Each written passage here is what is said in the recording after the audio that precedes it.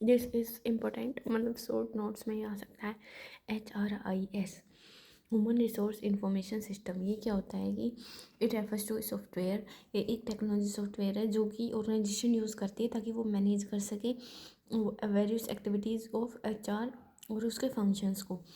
ये क्या करती है, एक सेंट्रलाइज डाटाबेस है जहाँ से हम क्या स्टोर करती है, प्रोसेस करती है एम्प्लॉयज़ के इंफॉर्मेशन और ऑटोमेट जो फंक्शन होते हैं डेली के, वो भी ये कौन करती है, HRIS ये सिस्टम कर लेता है।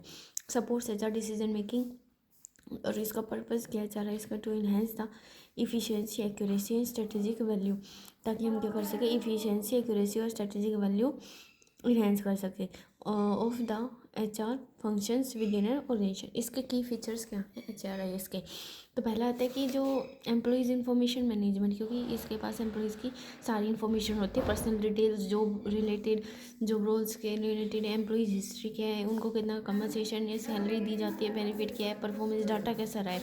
उसके बाद आता है पेरोल मैनेजमेंट, उनको कितनी सैलरी देनी है, टैक्स कैलकुलेट होता है वो भी ये कर लेता है, benefit administration, ensuring timely and accurate payment to the employees. उसके बाद आता है रिक्रूटमेंट एंड ऑन बोर्डिंग, अगर एम्प्लॉयज़ की ज़रूरत है या फिर कमी होने वाली है तो ये जॉब पोस्टिंग इंक्लूड करता है। एप्लीकेंट ट्रैकिंग करता है कि on boarding of new employees. उसके बाद आता है परफॉर्मेंस मैनेजमेंट। परफॉर्मेंस मैनेजमेंट तो समझ गए, रिवार्ड वगैरह देना, उनका अप्रेजल, फीडबैक और गोल सेटिंग करना। Enabling data driven decision about promotion किसको देना है, उनकी परफॉर्मेंस तो उसके पास होती है क्योंकि ये ट्रैक करता रहता है कौन ज़्यादा एबसेंट हो रहा है, कौन किसकी कम जो है, मतलब जो भी ये सारा डाटा ये रखता है। तो इसको ये भी पता होगा कि किसको प्रमोशन देना है, किसको राइज देना है या फिर किसको रिवार्ड वगैरह देना है। तो ये प्रोफेशनल डेवलपमेंट करता है।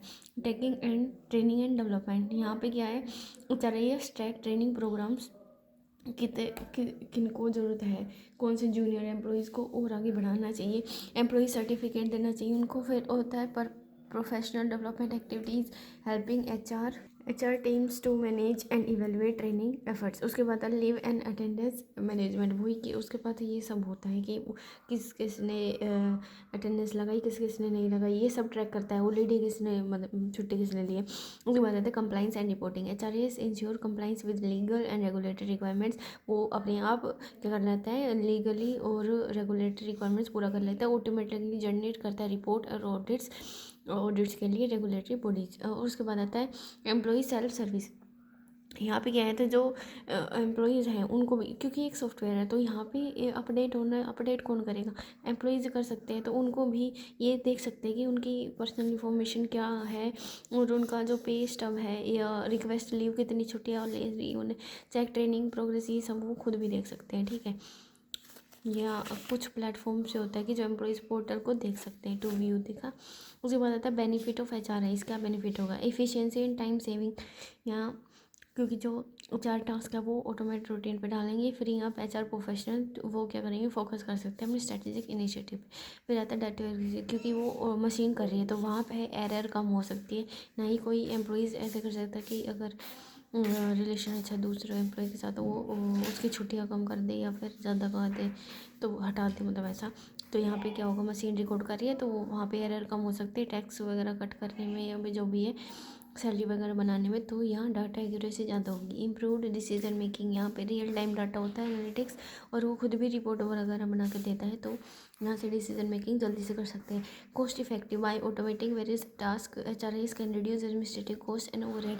तो किसी बंदे को ना लगा के ये HR सिस्टम लगा देंगे तो क्या करेंगे, एडमिनिस्ट्रेटिव कॉस्ट कम होगी और ओवरहेड्स में ही बंदे भी नहीं लगाने पड़ेंगे। Better compliances, it helps ensure that the organisation complies with legal and regulatory requirement by maintaining up to date employees record and generating required reports. उसके बाद आता है evolutionary process of human capital matrix.